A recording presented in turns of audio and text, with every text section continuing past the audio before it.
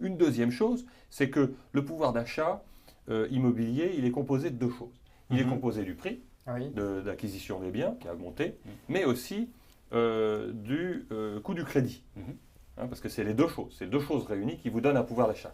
Et effectivement, depuis 20 ans, et particulièrement depuis la sortie de ce tunnel, c'est l'ingéniosité, la multiplication des offres de crédit et la baisse des taux combinés qui ont donné globalement un pouvoir d'achat beaucoup plus important aux acheteurs, au-delà de l'augmentation de leurs revenus disponibles. Et d'ailleurs, on peut noter qu'une chose qu'il faut regretter, en plus de l'augmentation des prix de l'immobilier, c'est que les revenus en France n'ont pas assez augmenté, d'ailleurs. Mais effectivement, c'est la capacité d'emprunt qui, elle, a beaucoup Alors, augmenté. c'est une question sur laquelle on aura l'occasion de revenir, mais la question c'est bulle ou pas bulle. Là, le point de vue de Pierre Sabatier, il est assez clair, bulle. Vous, de votre côté, vous nous avez apporté, vous nous avez apporté un graphique. J'aimerais qu'on le commente parce que peut-être qu'il infirme ce scénario de bulle. Vous allez nous le dire. C'est les prix d'immobilier comparés à ceux qu'on a eus en Irlande, en Espagne et aux États-Unis. Alors moi, je ne veux pas être l'apôtre de il n'y a pas de bulle, il n'y a aucun problème. Un, il y a une véritable inflation.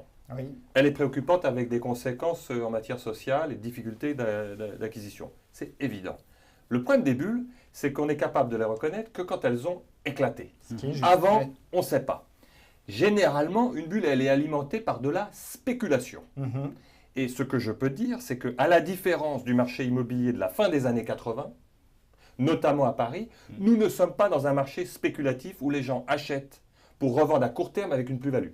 On est dans un phénomène où les gens achètent d'abord pour se loger ou pour investir à long terme. Donc on n'est pas du tout dans le même mécanisme que celui qu'on a connu dans les années 80. Et quand on compare avec le graphe, Alors, je la ne sais pas si on situation... peut le faire réapparaître à l'écran. Ah oui, pardon. S'il a disparu, effectivement, il faut le ramener parce que, effectivement, sur ce graphe, voilà, on voit sur les 20 dernières années l'évolution des prix dans 4 pays. L'Irlande, l'Espagne, les États-Unis et la France. Qu'est-ce qu'on voit? On voit que la situation irlandaise ou espagnole, effectivement, était clairement des situations de bulle immobilière, où on a eu une multiplication des prix en Irlande de 5 ou 6, hein, x5, x6. En Espagne, c'est x3, x4, et puis une explosion de cette bulle. Pourquoi en Irlande, en Espagne, et dans une certaine mesure d'ailleurs aux États-Unis, même si la progression a été moins forte, on a des situations qui sont très différentes de ce qu'on a connu en France.